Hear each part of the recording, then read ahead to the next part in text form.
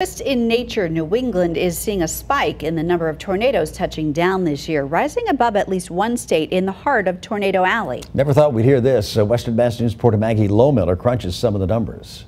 It's definitely something I get nervous about whenever there's a tornado watch or anything. A threatening force of nature, tornadoes. Typically, we don't see that many tornado warnings issued in a given year. But the Western Mass News First Warning Weather Team says the region is rising above the yearly average of 8. The technology has just gotten better over the years.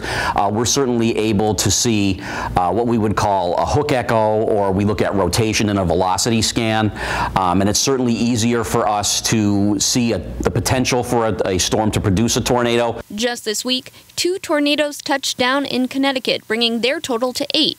Massachusetts has seen 3 this year, the same as New Hampshire, bringing a grand total of 14 here in New England, rising above Oklahoma with just 13. They typically see numerous tornadoes in a given season. Several tornadoes have left a scar on western Massachusetts, including the 2011 storm that left a path of devastation in the Pioneer Valley. And it started getting really cloudy and the sky looked very ominous. Josie Crouch remembers that day like it was yesterday. We heard the freight train sound, like the giant roar, and then it only lasted a few seconds, but it was terrifying. Years later, you can still see the damage left behind by the 2011 tornado. Here at the old Brookings School, there was extensive damage. It lives in the pages of history.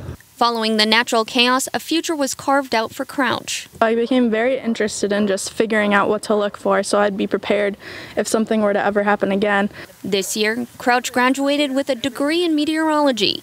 Tornadoes like the one that touched down in 2011 have the potential to leave widespread destruction. She wants to help make sure everyone is prepared. It definitely concerns me just having lived through that. I don't want anyone else to have to go through the devastation. I'm Maggie Lohmiller, Western Mass News.